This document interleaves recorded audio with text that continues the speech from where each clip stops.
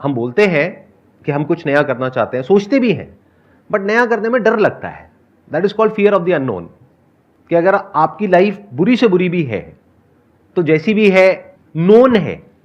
Known मतलब होता है आपको पता है कि क्या होने वाला है सुबह उठने के बाद में, और कहां जाना है, कहां से वापस आना है, किससे मिलना है, किससे नहीं मिलना है, सब कुछ पता है। जैसे ही कुछ नया करते हो तो वहां पे रिस्क होता है। फॉर एग्जाम्पल, आप मेट्रो में जा रहे हो, उसी रूट से जा रहे हो, आपको कौन रोक रहा है? अपने साथ में कोई है, उससे बात करने से। आप चाहो तो बात कर सकते हो, चाहो तो किसी स्पोर्ट्स कॉम्प्लेक्स में जा सकते हो, वहां पे दोस्त बना सकते हो। चाहो तो अपने घर के बाहर ही निकल करके, आप देखोगे बहुत सारे पार्क्स हैं, तो आप जा करके किसी से भी हाय हेलो कर सकते हो, बात कर सकते हो। तो उसमें कौन रोक रहा है हमको? कोई भी नहीं।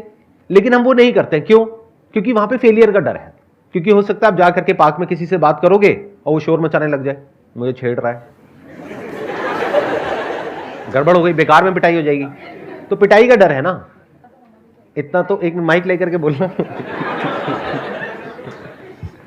इतना पिटाई का डर तो होना ही चाहिए ना। इतना तो पिटाई का डर होना ही चाहिए। मतलब आप चाहते हैं कि कोई बेचारा किसी बेचारी से बात तक ना करे, और फिर आप कहते हो कि सर लव मैरिज नहीं हो पा रही है, हम क्या करें, कोई मिलता नहीं है, कोई मिलती नहीं है, अरेंज मैरिज में ढंग का नहीं मिलता है, क्या करें सर? अरे किसी को मौका दो, वो आकर के बात ही तो कर रहे हैं, हाय हेलो ही तो कर रहे हैं, एक स्माइल पास ही तो कर रहे हैं, उसमें भी हम गलत मतलब निकाल लेते हैं। स्माइल पास करना गुनाह हो गया क्या? ये बहुत बड़ी प्रॉब्लम है हमारे यहां पर। आप किसी दूसरी कंट्री में जाओ, यूएस में जाओ, यूके में जाओ, वहां पे चलते चलते भी आपको लोग स्माइल पास कर देंगे। यहां करके देखो। तो ये एक बहुत बड़ी प्रॉब्लम है। और ये प्रॉब्लम ये मत समझ लेना सिर्फ मेल्स के लिए है, ये फीमेल्स के लिए भी बहुत बड़ी प्रॉब्लम है। अरे आप किसी से बात ही नहीं करोगे तो आपकी एक अच्छी रिलेशनशिप बनने की पॉसिबिलिटी क्या है? पूरी लाइफ आपने डरा करके रखा लड़कों को, उन्होंने बेचारों ने हिम्मत ही नहीं करी आपके पास आने की या आपसे बात भी करने की। अब आपकी एज हो गई शादी की, अब घर वाले कह रहे हैं शादी कर लो। अब कहते हैं थोड़ा बहुत एडजस्टमेंट तो करना पड़ेगा। अब वो थोड़ा बहुत कई बार बहुत ज्यादा हो जाता है। इस एज में आप लोग बहुत अच्छे से समझ पा रहे होंगे। मैं ठीक कह रहा हूं, गलत कह रहा हूं? इस एज ग्रुप में सबसे बड़ी प्रॉब्लम क्या होती है घर वालों की तरफ से? कि अब सेटल हो गए, शादी कर लो। कितनों को ये प्रॉब्लम आ रही है? हाथ ऊपर करके बताओ। आ रही है ना? अब क्यों आ रही है प्रॉब्लम? क्योंकि इतने बढ़िया वो बैठे हैं पीछे, उनको आपने कभी मौका ही नहीं दिया, और आज भी आप मौका नहीं देने वाले। मतलब इतना नहीं है कि यहां से सेशन खत्म हो रहा है, उसके बाद में चलो साथ में ऑटो में चल लेते हैं।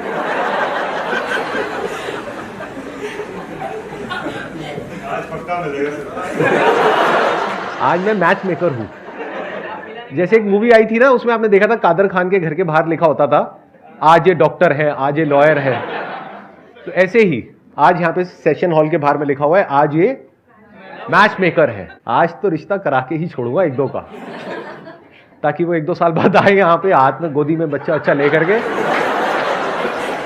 और कहे सर देखो ये यहीं का है, यहीं से इसकी शुरुआत हुई थी। ये जो प्रॉब्लम है, जो आप कह रहे हो कि लाइफ बोरिंग है, रूटीन है, वो इसलिए है क्योंकि हम कुछ नया करते ही नहीं है, कोई नया रिस्क नहीं लेते हैं, कोई नया चांस नहीं लेते हैं। अगर वो रिस्क लेने के लिए आप तैयार हो तो लाइफ में कुछ इंटरेस्टिंग हो सकता है, नहीं तो कुछ भी इंटरेस्टिंग होने की पॉसिबिलिटी नहीं है।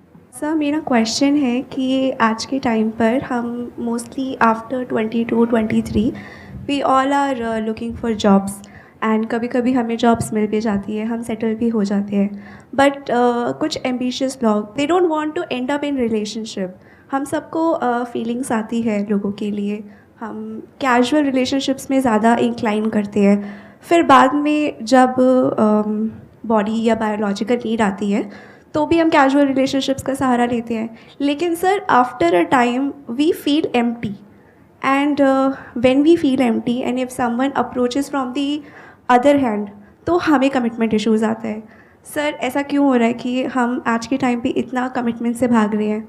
जैसे हमारी एक फिजिकल नीड है, वो क्या है? बायोलॉजिकल नीड, खाना पीना, निकालना, बच्चे पैदा करना, सेक्स, ये सब क्या है? फिजिकल नीड्स हैं। ऐसे ही हमारी एक इमोशनल नीड है हम सबकी। ये नीड है, ये कोई वांट नहीं है, कोई डिजायर नहीं है। वो नीड क्या है कि we want some kind of a support system.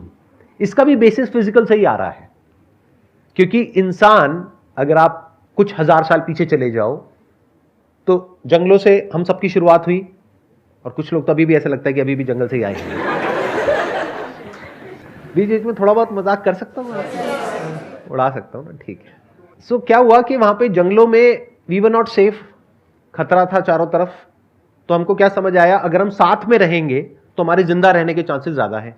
जब कोई हमारे साथ होता है और पूरी तरह से हमको सपोर्ट करने के लिए तैयार होता है, यहां तक कि वो हमारे लिए मरने को भी तैयार है, तो we feel safe and secure. And security is a need, it is not a desire. ऐसे ही रिलेशनशिप में एक स्टेबिलिटी होना, कोई ऐसा इंसान होना जो हमारे साथ हमारे पेरेंट्स के बाद भी रहे, ये कोई डिजायर नहीं है, नीड है।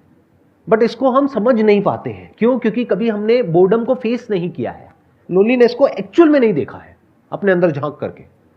कभी देखना है तो 3-4 दिन के लिए कहीं बाहर चले जाओ और जा करके सिर्फ बैठ जाओ 3 दिन के लिए, कोई मोबाइल लेकर के नहीं जाना है। तब आपको समझ आएगा अकेलापन होता क्या है। आज क्या है, आज आप बिजी हो। किस में बिजी हो? रैट रेस में बिजी हो। रैट रेस क्या है? पैसा कमाने की रैट रेस, जो खत्म हो ही नहीं सकती। इस रैट रेस को जीत भी गए तब भी रैट के रैट ही रहने वाले हो। क्यों? क्योंकि पहले तो ये टेंशन होती है 20-22 साल की एज में एक जॉब मिल जाए, जॉब मिल जाए, जॉब मिल जाए। आपने क्वेश्चन में भी बोला कि कुछ लोगों की जॉब लग जाती है, कुछ की नहीं, सबकी लग जाती है। नहीं लगेगी तो बेचारे कहां जाएंगे? या तो जॉब करेंगे या बिजनेस करेंगे, कुछ ना कुछ तो करेंगे ना। पैसा चाहिए, कितना चाहिए? बहुत चाहिए। और हमें ऐसी गलतफहमी हो जाती है कि पैसे से सब कुछ मिल जाएगा जो भी हमें चाहिए। फिर हम क्या बोलते हैं? Career is more important than relationship. फिर हम रिलेशनशिप को डिले करते हैं, पोस्टपोन करते हैं, जितना कर सकते हैं उतना। पहले जो मैरिज की एज होती थी वो होती थी 20-22 साल, फिर बढ़ करके हुई 25 साल, अब हो गई है 30 साल, 35 साल, और कुछ टाइम बाद 40 हो जाएगी, फिर 50 हो जाएगी, फिर 70 हो जाएगी, 80 हो जाएगी। आपको क्लियर हो रहा है मैं क्या कह रहा हूं? कि इस रैट रेस में आप एक जगह तक पहुंचोगे। वो जगह क्या होगी? 20-30 हजार, 50 हजार, लाख रुपए। तो जिस भी जगह पर आप होगे वो आपको कम लगने वाला है। अभी ज्यादा लग रहा है जब आपकी एज है 18-19 साल, 20 साल। देखो अभी प्रैक्टिकली देखते हैं, यहां पर जो एज ग्रुप है वो है 20 से 30 साल की। तो जो 20-21 साल वाले होंगे उनको लग रहा होगा कि अगर हमारे को एक 20-30 हजार की भी जॉब मिल जाए तो लाइफ सेट हो जाएगी। यहां कितने हैं जिनकी ऑलरेडी जो जॉब है वो 30-40 हजार, 50 हजार रुपए से ऊपर की है? हाथ ऊपर करिए। क्या लाइफ बहुत बढ़िया चल रही है? ऐसे कर दिया लोगों ने, अरे नहीं सर क्या बात कर रहे हो। लेकिन इल्यूजन क्या है कि आज 50 हजार रुपए इस वजह से ठीक नहीं चल रही लाइफ। वही सेम इल्यूजन जो 5 साल पहले था कि आज मेरी सैलरी 20 हजार है इसलिए लाइफ बढ़िया नहीं है, जब 50 हजार हो जाएगी तो बढ़िया हो जाएगी। आज का इल्यूजन है अगर 50 हजार से 1 लाख हो जाएगी तो लाइफ बहुत बढ़िया हो जाएगी।